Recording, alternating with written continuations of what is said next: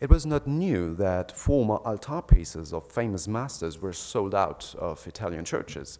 Just think of Raphael's Sistine Madonna, bought by the King of Saxony in 1754 from the monks of San Sisto in Piacenza. Other aspects are more interesting, though.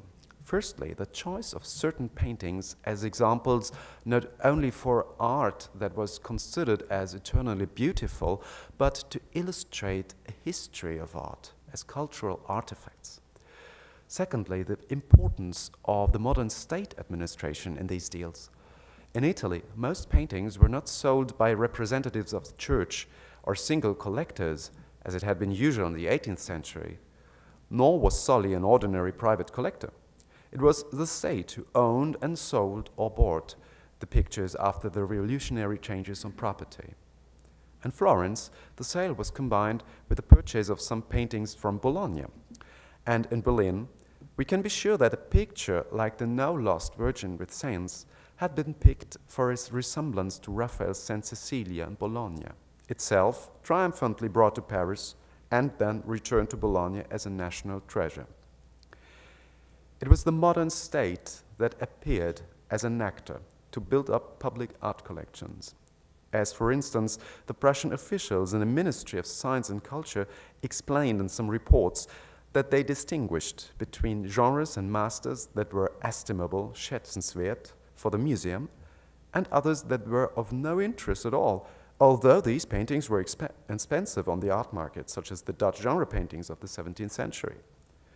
This educational idea would have greatly influenced Sully in his purchases, whether he planned from the beginning to sell his paintings to the state or not.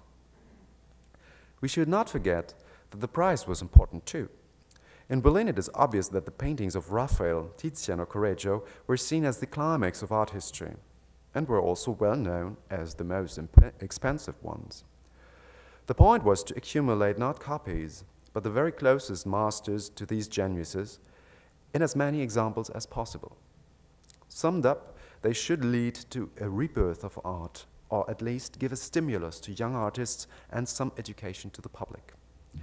However, it is worth asking, even if Sully won't give us the answer, why pictures that were not considered to be as pleasing as a Baroque Susanna in her bath, or as entertaining as a Dutch genre painting, but were instead somewhat mysterious and aesthetically unconventional as the late medieval and early Renaissance paintings were, why they captivated so many early 19th century intellectuals and amateurs, such as Sully surely was.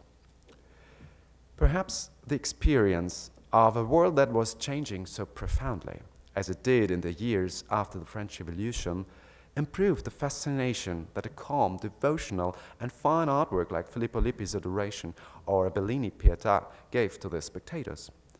Moreover, we should not underestimate the importance of the conservative authorities in the Restoration era. King Frederick William built a so-called Holy Alliance together with the Tsar and the Austrian Emperor, and even in their secularized existence in a public museum, the severe religious paintings had their impact on the visitors that remained subjects instead of becoming citizens.